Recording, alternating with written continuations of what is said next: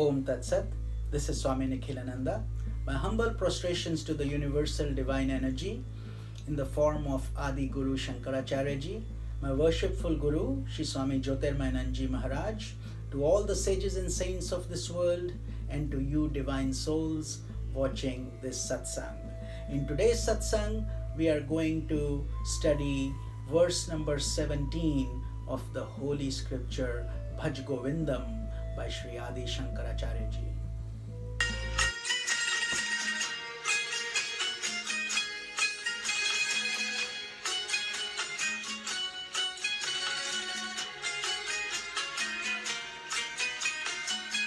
कुरुते गंगा सागर गमनम व्रत परिपालन अथवा दानम ज्ञान विहीनः सर्वमतेन मुक्तिं न भजति जन्मशतेन भज गोविन्दं भज गोविन्दं गोविन्दं भज मूढमते. In this verse, Shankaracharya ji says, Kurute Ganga Sagar Gamanam. You may go to a pilgrimage where the Ganga river meets the sea, meets the ocean. It's a very auspicious thing to go witness Ganga Sagar. Vrat paripalan athva danam, he says, we observe fasts, lots of austerities, or give charity, dan. Then we study scriptures. And yet he says, Jnana vahinaha sarvamatena, that even after reading the scriptures, we have not captured the essence. Even after going to Ganga Sagar, we have not understood the real meaning of that communing in the river, in the ocean. If we don't understand the real meaning of what fasts we are doing, the charity we are doing, etc., he says, Bhajati na muktim janma shatena. He says, even for 100 lives, if we keep getting born 100 times like this and keep doing these things, we will still not get liberated. Now, that's very confusing. You're saying, obviously, we are doing all these nice things. We are giving charity. We are observing fast, austerities. We are going to see pilgrimage centers. So, why would we not? And this is where Shankaracharya ji is saying that act is deeper than that. It has to be your practical experience, not just the process itself. See, you have to pass the exam itself, not just by studying. Studying alone is not good enough. You have to study hard and then pass the exam also. So in essence, people do karma yoga, bhakti yoga, jnana yoga, but they are not able to transcend the cycle of birth and death. This is the mistake they make. That liberation is what? It's actually an experience, a realization. Just like somebody else cannot eat your food for you, only you have to do it. So therefore, gurus and teachers and spiritual guides are there to show you the path, but you have to walk the walk, talk the talk. You have to experience it. This is your journey to experience, and the path can only show the light. You have to walk on it, and the path is not the destination. You have to reach the destination. Although if your path is right and you're walking on the right path, you will reach the destination. You just need patience and you need the right spiritual guidance.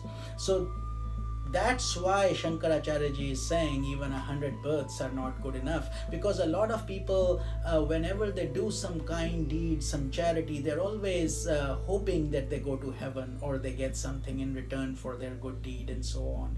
And therefore they are caught perpetually. They of course go to heaven, they get many nice things there, but the termination of the life and death does not occur. Liberation cannot happen unless you terminate that cycle. there is the small story of a very famous saint by the name of Eknath. He was born in Maharashtra, and his son was Hari Pandit. Eknath was very humble, very caring, and there was this old lady who came to Eknath's house, and she revered him, and she said, "I'm very poor. I want to invite you for food at my home, where it's considered highly auspicious for a saint to go to somebody's house and bless them." So that's what she wanted him to do, because she said, "I'm very poor. I don't have the kind of resources, but I have a desire to feed 1,000 Brahmins. But I'm poor, I cannot do it. So to me, O saint, you alone are worth 1,000. So can you please accept my humble invitation and come to my house?" And Hari Pandit, the son, was highly educated, very verbose in his spiritual knowledge. He knew all the shlokas, and he was very ritualistic as well. So he said, to maintain the purity, because she was not in those days, the women in the caste system was considered an obstruction. But Eknath was very simple. He did not care. He accepted. But the son said, "I will only let my father come if you allow me to cook the food in your house, because I will know how to cook it precisely how he should be eating it." So the old lady agreed, because what other choice she had? So anyway, when they went there, the lady had also made another dish very lovingly before Hari Pandit could make all the food. And when the food was being served on the leaf, after washing it, they used to eat it on the leaf.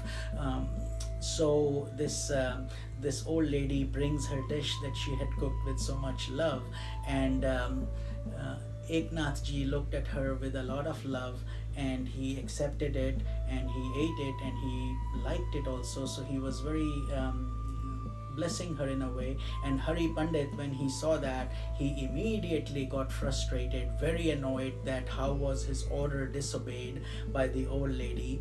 And he says, "Let's leave." And he got up to leave and asked his father also to do that.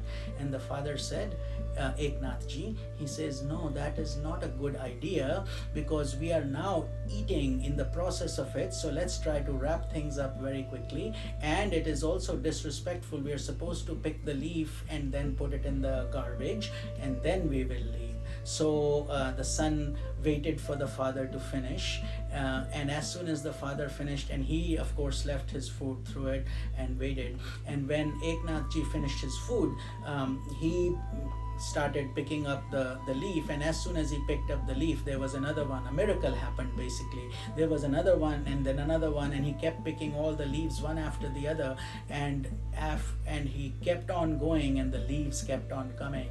Finally, after 1,000 leaves showed up, they stopped coming anymore. They were done. So this was a divine lesson for that highly educated son of Eknath, Hari Pandit, to teach him to not to discriminate against anybody, and to be very humble like his father Eknath was. Hari Pandit had all the knowledge, but he was arrogant, and that was not the way to God. You cannot get God by just reading scriptures. You have to get God by emulating your life. You do that. So that's the story that I wanted to share with you, that on this path of spirituality, humility and compassion are fundamental, and only then knowledge comes and you are able to distribute it. So only those people should walk on this path who are totally humble and dedicated. So I hope you enjoyed this small story and this verse number 17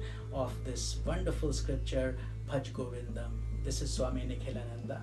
Om Tat Sat.